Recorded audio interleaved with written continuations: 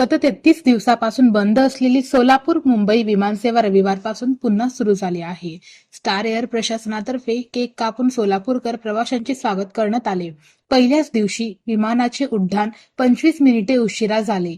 दुपारी 2 ऐवजी 2:25 वाजता विमानाने मुंबईकडे निघाले. सदरची विमानसेवा कायमस्वरूपी करावी अशी मागणी प्रवासी वर्गाने केली आहे. तांत्रिक कारणामुळे ही विमानसेवा बंद होती. यामुळे व्यापारी, उद्योजक, नोकरदार व वैद्यकीय उपचारास जाणाऱ्या रुग्णास सर्वसामान्य प्रवाशांना अडचणीचा सामना करावा लागला.